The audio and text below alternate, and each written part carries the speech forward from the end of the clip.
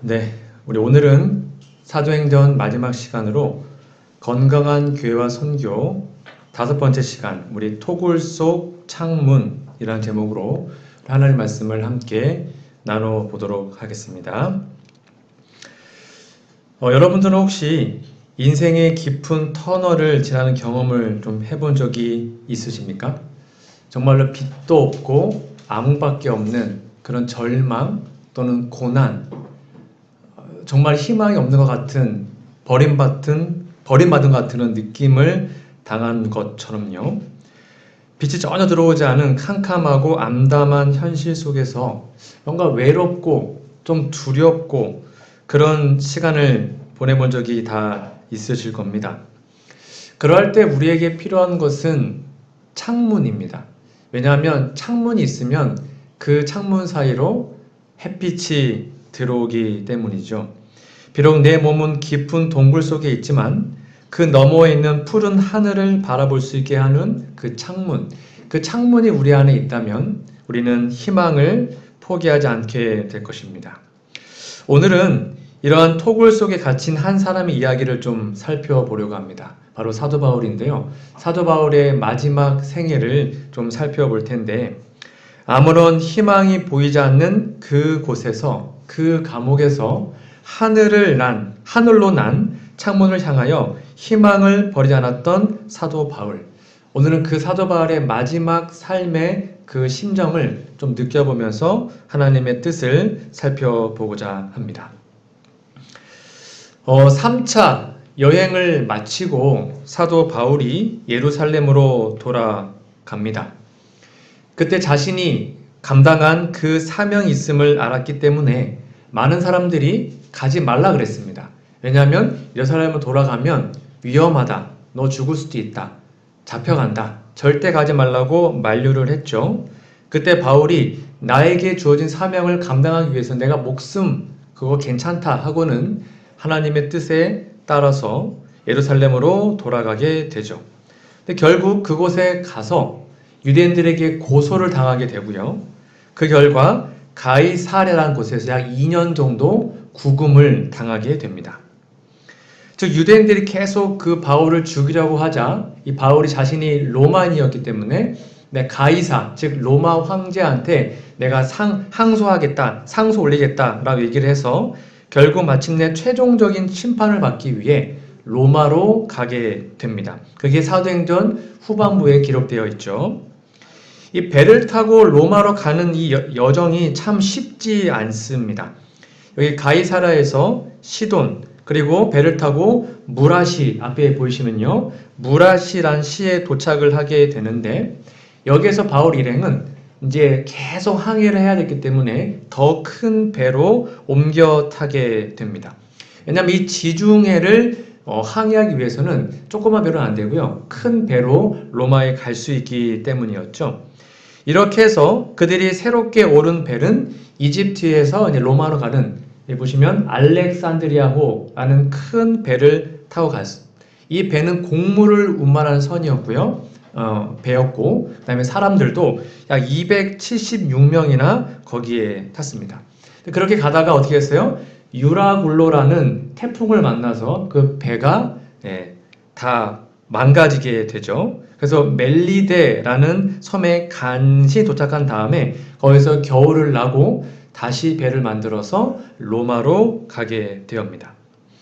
이 과정이 몇 날 며칠이 아니었습니다. 수개월 동안 해를 바꿔가면서 수개월 동안 긴 여행을 하였고 이러한 과정 속에 바울은 하나님의 손길을 깊숙이 느낄 수 있었죠. 이렇게 해서 마침내 로마에 도착한 바울이요. 거기서 약 2년 정도 머무르게 되죠. 그게 사도행전 28장에 기록이 되어 있습니다. 근데 감사하게도 후한 대접을 받게 되었고 로마의 캄캄한 감옥 대신에 집에서 주택에서 방을 하나 얻어서 거기에서 머물면서 하나님에 대한 말씀을 전할 기회를 얻게 되었는데 그 내용이 사도행전 28장에 기록이 되어 있습니다. 여러분 성경책을 좀 펴놓으시면 좋고요. 사도행전 28장에 보면 바울이 그렇게 고생해서 로마에 갔어요. 바울이 온 이태를, 즉 2년 동안 자기 셋집에 머물면서, 그러니까 가택연금 개념입니다. 감옥이 아니었어요. 자기에게 오는 사람을 다 영접하고, 그러니까 면회도 가능했어요. 그리고 마지막 결론이죠. 하나님의 나라를 전파하며 주 예수 그리스도에 관한 모든 것을 담대하게 거침없이 가르치더라 라는 것으로 사도행전이 마치게 됩니다. 이렇게 바울이 약 2년 동안 로마에 머물게 되었고, 자기 셋집에 머물면서 수많은 사람들이 바울을 찾아왔고요. 그 찾아온 사람들에게 하나님의 복음을 쉬지 않고 끊임없이 그의 나라를 전파하게 되었습니다.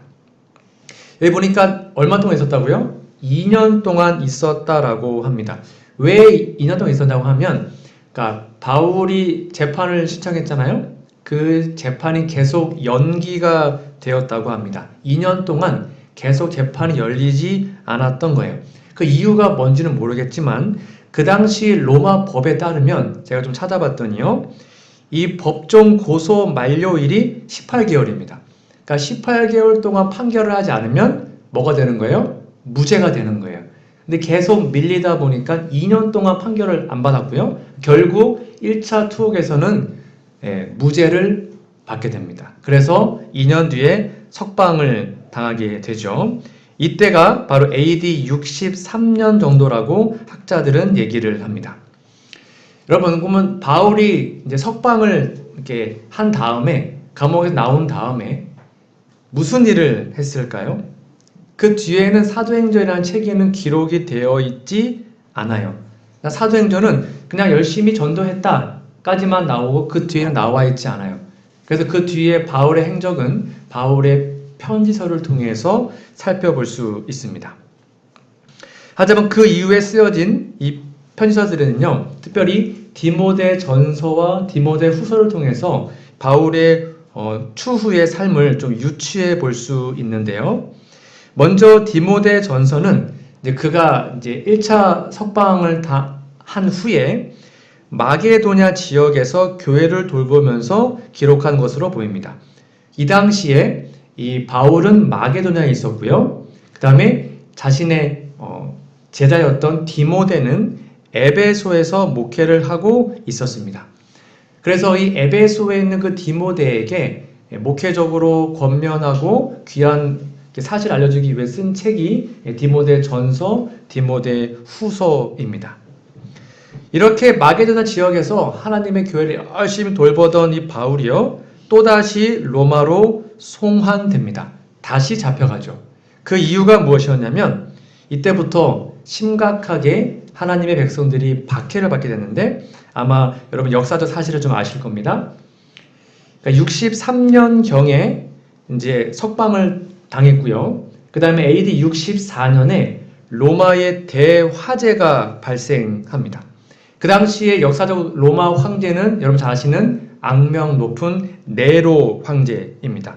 이 네로 황제가 휴가를 나간 사이에 로마시에 큰 불이 난 겁니다. 엄청나게 큰 불이었다고 해요. 그래서 수많은 사람들이 죽기도 하고 이재민이 발생을 했어요. 그래서 이 네로 황제가 다시 돌아와서 뭐 이렇게 구호금도 주고 물도 주고 뭐 많이 했는데 그 민심이 잘 수습이 안 되는 거예요. 그리고는 심지어 역사적으로는 많은 사람들이 추측하기를 네로 황제가 직접 방어했다라고 말하기도 합니다. 여하튼 그러한 흉흉한 민심들이 딱 민간에 퍼지니까 황제가 불지른 거 아니냐 막 그런 걸로 더 민심이 동요가 된 거예요.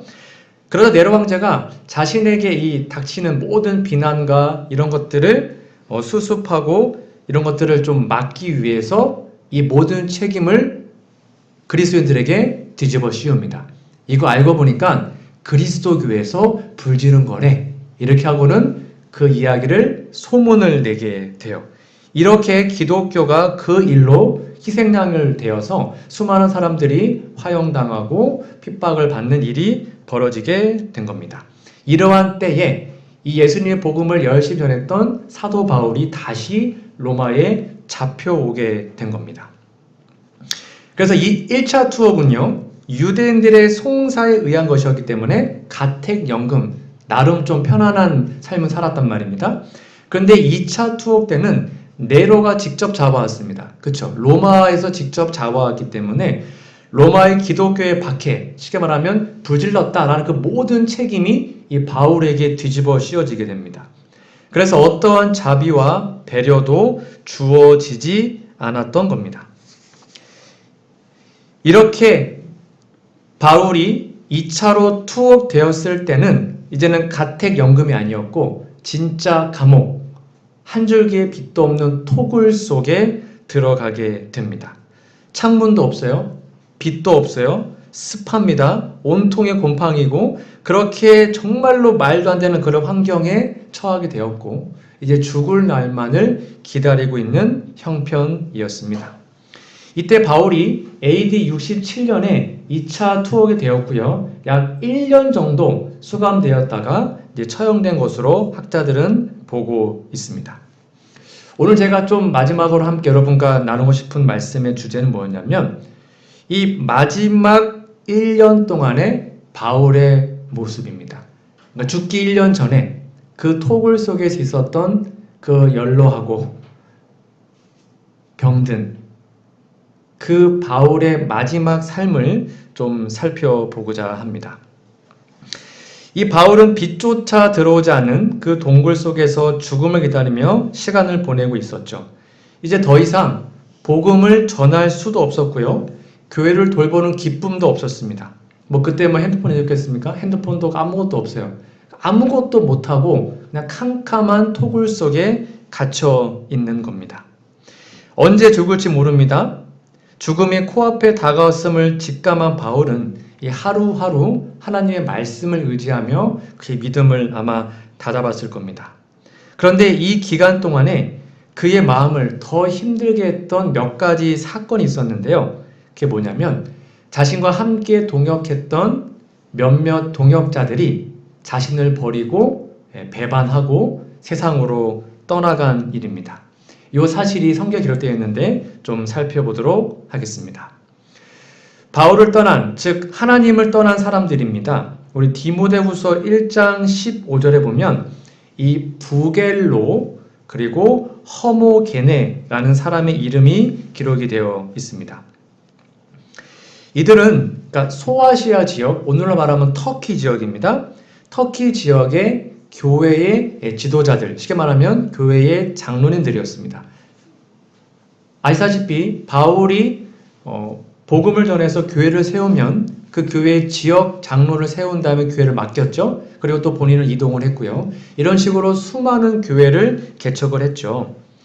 이 지역은 바울이 1차, 2차 선교 여행을 통해서 개척하고 돌봤던 지역입니다. 그래서 그 교회를 이 부겔로와 허모게네에게 맡기고 이동을 한 것으로 보입니다. 그런데 2차 투옥의 가장 마지막 책 디모데 후서에 보면 이런 언급이 있어요. 아시아에 있는 모든 사람이 나를 버린 이 일을 내가 안하니 그 중에는 부겔로와 허모게네도 있느니라. 물론 정말로 모든 그리스도인이 다 예수님 버린 건 아니겠죠. 이때 그 바울의 심정입니다. 아시아의 모든 사람이 다 나를 버렸다. 아마 정말 많은 사람들이 바울을 버린 것 같아요. 그리고 많은 사람들이 그 핍박 때문에 예수님 믿는 믿음을 버린 것 같습니다. 그래서 바울이 얼마나 속상했을까요? 평생 복음을 전했는데 수많은 사람들이 다 하나님을 버리고 자신을 버리고 세상으로 간 겁니다. 이때 바울이 마음이 어땠을까요? 연로하고 감옥에 있는데 교회가 잘 된다는 소문이 없고 그 교회에 누가 떠났대, 그 교회에 누가 교회 안 나온대, 계속 그런 소문만 들리는 거예요. 그런데 이 말이 좀 그랬습니다. 그 중에는 부겔로와 허모게네도 있느니라. 이게 어떤 의미일까요? 내가 이 두 사람을 정말 믿었는데 그 두 명 또 떠났대, 이런 말이에요. 이때 그 바울의 마음이 어땠을까요?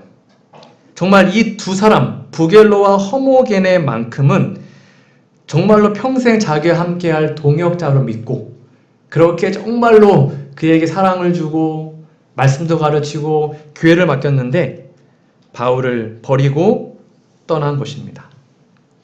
만약 여러분이 바울이라면 이제 언제 죽을지는 몰라요. 평생 복음을 전파했는데 나의 동역자들이 1명, 2명 세상으로 떠나고 자신을 배반하면 마음이 어떨까요? 아무리 바울이 믿음이 좋아도 바울도 인간이잖아요. 그 마음에 상처가 있을 거고 속상할 거고 얼마나 가슴이 아팠겠습니까?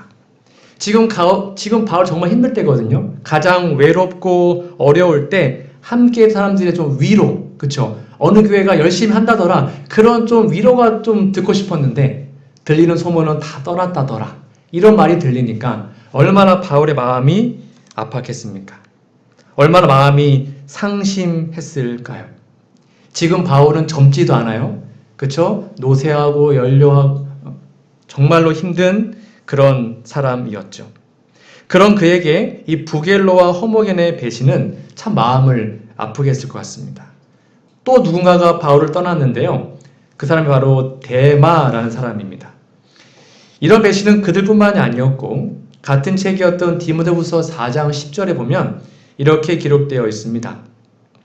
데마는 이 세상을 사랑하여 나를 버리고 데살로니가로 갔고 그레스게는 갈라디아로 디도는 달마디아로 갔다라고 기록합니다.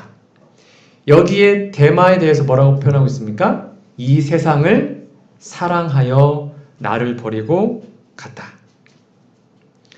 여러분, 데마는 어떤 사람이었을까요? 이 사람 혹시 이름 많이 들어보셨습니까? 이 사람이요, 지금 바울이 2차 투옥이잖아요. 1차 그 가택연금, 1차 감옥에 있을 때는 데마가 정말로 믿음이 충실했던 사람이었습니다. 여러분, 골로새서 4장 14절 좀 여러분 직접 찾아보시겠습니까? 골로새서 4장 14절 여러분 성경책을 좀 직접 보시면 좋겠어요. 골로새서 4장 14절에 보면 바울이 1차 투옥되었을 때 기록된 서신이 옥중서신인데 거기에 데마에 대해서 이렇게 설명하고 있습니다. 골로새서 4장 14절입니다.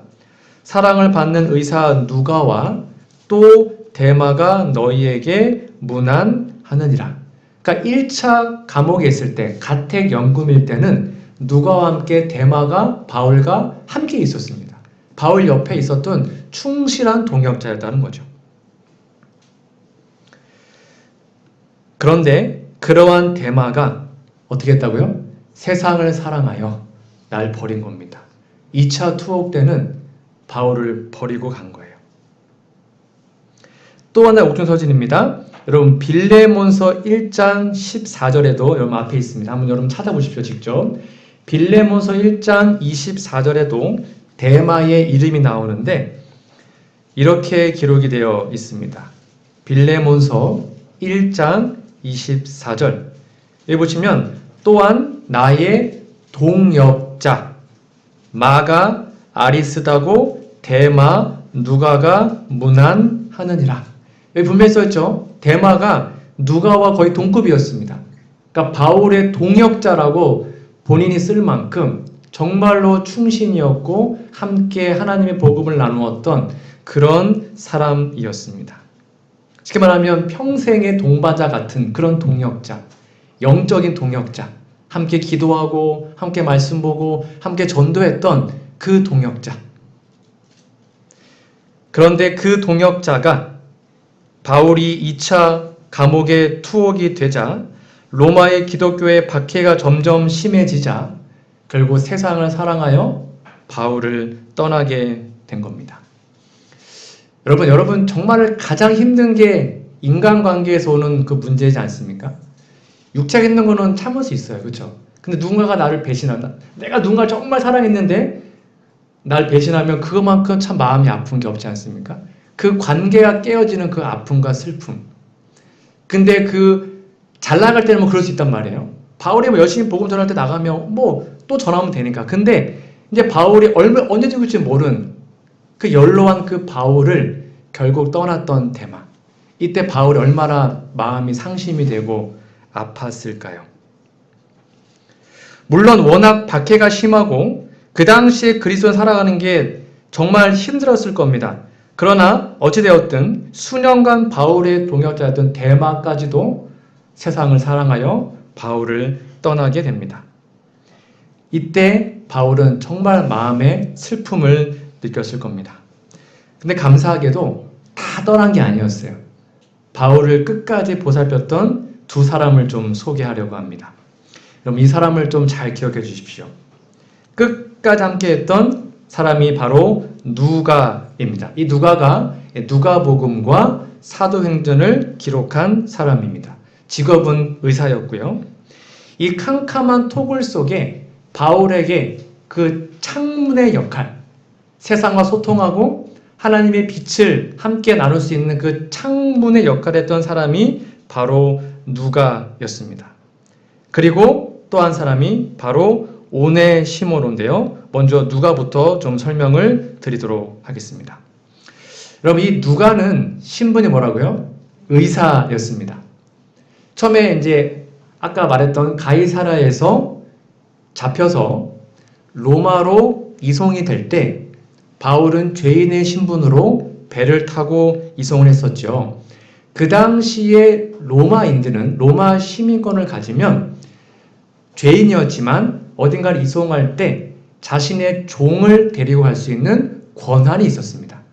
그러니까 바울은 비록 죄인이었지만 죄인의 몸으로 로마에 갔지만 그 바울을 보살필 수 있는 누군가가 필요했고 그것을 누가 자원했냐면 누가가 자원한 겁니다. 다시요. 바울이 뭐라고요? 죄인이었단 말이에요.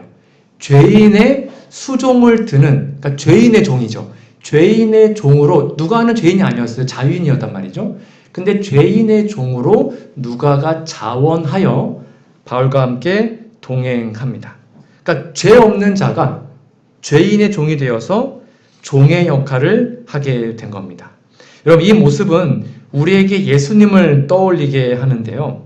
죄가 없으신 예수님께서 죄인의 종으로 오셔서 도리어 죄인된 우리를 섬기시고 우리를 위해서 자신의 목숨을 바치신 그 놀라운 희생이 바로 누가의 모습에서 우리는 볼 수가 있는 겁니다.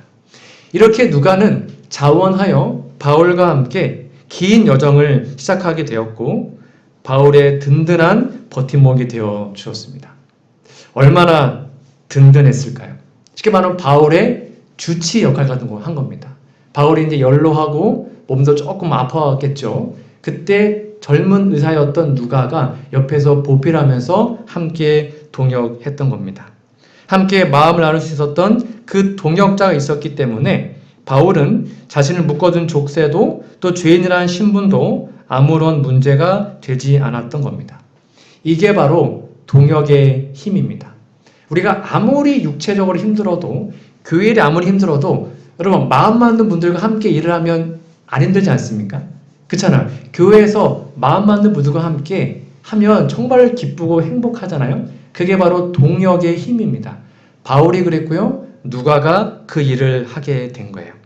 그래서 아까 살펴보았던 말씀에 나의 사랑받는 의원 누가 이게 골로새 4장 14절에 나와 있고요.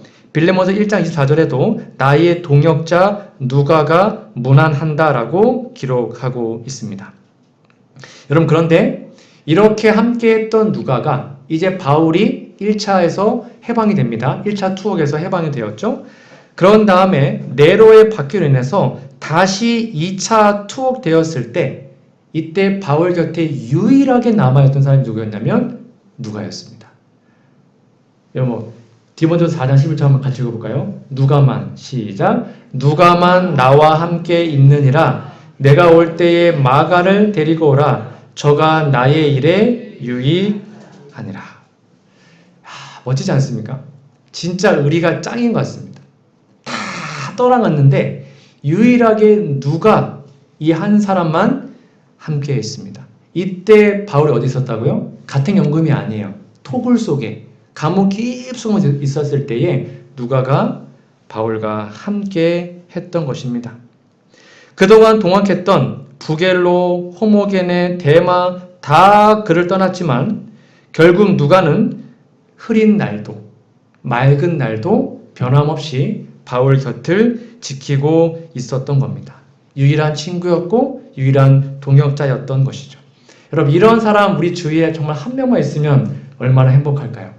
내가 힘들어도, 내가 망해도, 내가 잘 나가도 변함없이 나를 믿고 지지해주는 나의 동역자. 그러한 사람이 우리 교회에 많이 있다면 정말 행복한 교회가 될 거라 믿습니다. 아무리 교회를 해도 힘들지 않고 지치지 않을 수 있습니다. 서로 지지해주고 격려하고 함께할 수 있기 때문이죠. 이 부분을 이렇게 설명하고 있습니다. 사도행전 490페이지입니다. 그러면 바울의 입장을 한번 읽어보십시오. 연로하고 수고와 병으로 쇠약하였고 로마 감옥에 습하고 어두운 동굴에 갇혀있는 지금처럼 사도에게 그의 형제들의 봉사가 필요한 적이 전에 결코 없었다. 사랑하는 제자요 충실한 친구인 누가의 봉사는 바울에게 큰 위로가 되었고 그로 하여금 그의 형제들과 그리고 밖의 세계와 교통할 수 있게 하였다. 누가는 바울에게 있어서 창문이었습니다. 세상 밖에 있는 소식을 들을 길이 없는데 교회가 잘 되어가고 있는지, 누가 건강한지, 누가 아픈지 들을 수가 없어요. 근데 누가가요? 누가가 바울 옆에 있으면서 그 역할을 해준 겁니다. 매일 찾아와서 바울 선생님 이런 일이 있었습니다. 누가 이렇게 열심히 하고 있습니다. 늘 위로해주고 격려해주는 그 창문의 역할을 누가가 했던 것입니다. 얼마나 행복했을까요? 누가를 만나면 얼마나 기분 좋았을까요? 자신이 살펴봤던, 자신이 개척했던 그 교회의 소식을 들을 수 있었으니까요. 그 답답한 토굴에 있었던 그 바울의 입장에서 이 작은 창문 같은 누가의 사역이 얼마나 기쁘고 행복했겠습니까? 바울은 이 토굴 속에서 끝까지 믿음을 잃지 않고 인내할 수 있었던 이유는 바로 누가와 같은 이 창문의 역할을 했던 한 사람이 있었기 때문입니다.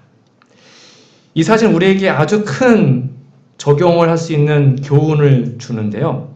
여러분, 답답하고 암담한 현실 속에서 하늘을 바라볼 수 있는 그 창문, 그 역할이 바로 우리의 역할이 되었으면 좋겠습니다.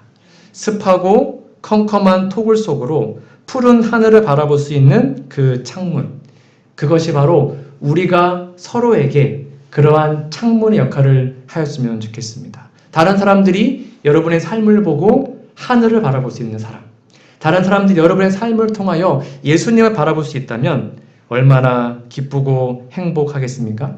누군가의 격려의 말 한마디 또는 짧은 문자나 카톡 그리고 전화 한 통으로 누군가는 하늘을 맛보고 세상과 소통할 수 있는 거죠. 토굴에 갇혀 있었던 그 바울에게 창문 되어 주었던 그 누가의 삶이 우리 모두의 삶이 되기를 간절히 소망합니다. 또 한 사람이 있습니다. 여러분 아마 이분 이름은 잘 모르실 겁니다. 여러분 바울과 끝까지 함께 했던 이 이름 좀 꼭 기억해 주십시오. 오네시보로. 좀 낯선 이름이시죠? 네, 누가는 좀 유명한데 이 사람은 참 멋진 사람이더라고요.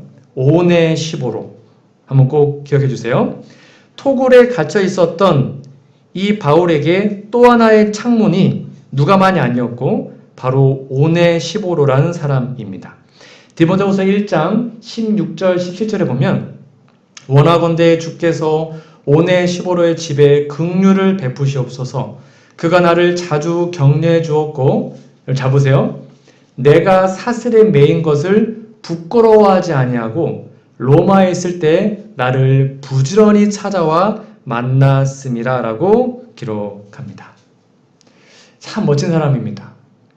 바울이 갇혀있는 거 부끄러워하지 않았답니다. 그리고 자주 찾아와가지고 바울을 격려했답니다. 얼마나 든든한 동역자였습니까? 바울도 격려가 필요했습니다. 외롭고 마음이 우울하고 분명히 그랬을 거예요. 그런 바울에게 이 오네시보로의 방문이 큰 격려가 되었고 부지런히 찾아왔다고 기록하고 있습니다. 놀랍게도 이 앞절에는요 이렇게 되어 있습니다. 지금 부겔로와 허모게네와 대조되고 있습니다. 아시아에는 모든 사람이 다 나를 버렸다. 그 중에 부겔로와 허모게네도 있다. 그런데 오네시보로는 난 안 버렸어. 너무 감사해. 이렇게 성경에 기록하고 있는 겁니다. 이 부분도 영감의 글에 이렇게 기록되어 있습니다. 여러분 잘 기억해 주세요. 이 사람 이름입니다. 이 시련의 때에 바울의 마음은 오네시보로가 자주 방문함으로 기쁨을 얻었다. 바울도 표면상으로는 고난과 고통에 무관심한 것처럼 보였으나 동정과 우정을 갈망하였다. 고독과 배반의 때에 그의 성실을 증거한 오네시보로의 방문은 그의 생애를 다른 사람들을 위한 봉사로 보낸 바울에게 즐거움과 기쁨을 가져다 주었다. 여러분, 저는 이 말씀이 좀 마음에 와닿았습니다. 바울도 표면상으로는 고난과 고통에 무관심한 것처럼 보였으나, 왜요? 바울은 믿음이 좋으니까, 사도니까 그런 거 다 이겨내겠지? 그게 아니었다는 거예요. 바울도 인간이었어요. 바울도 똑같이 동정이 필요했고 우정이 필요했고 격려가 필요했던 연약한 인간이었다는 겁니다. 그러한 바울에게 오네시보로가 늘 찾아와서 하나님의 말씀을 전해주고 세상의 일을 말해줬을 때 즐거움과 기쁨을 가져다 준 것입니다. 여러분, 우리도 그렇습니다. 여러분, 목회자도 무쇠 마음이 아닙니다. 목회자도 때로는 상처받기도 하고 때로는 슬프기도 하고 절망하기도 하고 티는 안 내지만 고민도 많이 있습니다. 그러나 우리 여러분께서 늘 목회자를 위해서 기도해 준 걸 알기 때문에 그 힘을 갖고 이렇게 살아가고 있는 것이죠. 우리 모두 똑같습니다. 저 장로님은 다 괜찮을 거야. 그렇지 않습니다. 장로님도 집사님도 다 연약하고 마음의 사랑과 우정과 격려가 필요한 사람들이에요. 그러니까 이왕이면 서로 뭐라 하지 마시고 잘한다 격려해 주시고 장로님 최고예요 라고 칭찬해 주시고 집사님 정말 멋있어요 라고 말해 준다면 얼마나 마음의 위로가 되겠습니까? 그러한 격려가 서로 있을 때 이 교회가 행복하고 또 발전하는 교회가 될 거라고 생각이 됩니다. 오늘 말씀의 결론을 좀 맺도록 하겠습니다. 이처럼 우리는 누군가에게 위로와 격려가 되어 주어야 합니다. 아무것도 보이지 않을 때, 정말 체면 때문에 고민도 말 못하고 혼자 끙끙거리고 있을 때, 그 어두운 토굴 속에서 창문이 서로 되어 주어야 합니다. 바울이 활동적으로 일할 때는 많은 사람들이 그의 주위에 동역자로 남아 있었어요. 그러나 바울이 그 토굴 속에서 언제 죽을지 몰랐던 그 연약한 때에는 수많은 사람들이 그를 떠났습니다. 그러나 충실했던 두 사람, 누구요? 누가와 오네시보로. 이 두 사람의 든든한 동역의 힘, 격려의 힘으로 바울은 푸른 하늘을 통하여, 창문을 통하여 하늘을 바라볼 수 있었던 겁니다. 여러분, 바울이 드디어 그 감옥에서 나왔습니다. 왜 나왔을까요? 순교당하기 위해서 뚜벅뚜벅 걸어 나왔을 때 석방이 아니었습니다. 자신의 목이 달아가는 그 순교의 그 길을 갔을 때, 그 오랜 시간 그곳에서 많은 이들의 배신을 겪었던 그 바울, 그러나 그의 마지막은 여전히 하늘을 바라볼 수 있는 믿음의 사람으로 순교를 하게 된 겁니다. 여러분, 바울의 마지막 마음을 볼까요? 정말 멋있습니다. 사도는 불확실성이나 두려움으로서가 아니요 즐거운 희망과 사모하는 기대감으로 위대한 내세를 바라보고 있었다. 그는 순교의 장소에 설 때에 형리의 검이나 곧 그의 피를 받을 땅을 보지 아니하고, 잘 보세요. 그 여름날에 조용하고 푸른 하늘을 통하여 영원하신 하나님의 보좌를 바라보았다. 얼마나 감동적입니까? 바울은 참수당했습니다. 목이 잘려 죽었죠. 목이 자리 위해서 목을 내밀면 땅을 바라본다는 겁니다. 근데 바울은 땅을 바라보지 않았답니다. 하늘을 바라봤다는 거예요. 죽기 직전까지도 하늘을 바라보고 하나님의 마음을, 그리고 이 믿음을 지켜내었습니다.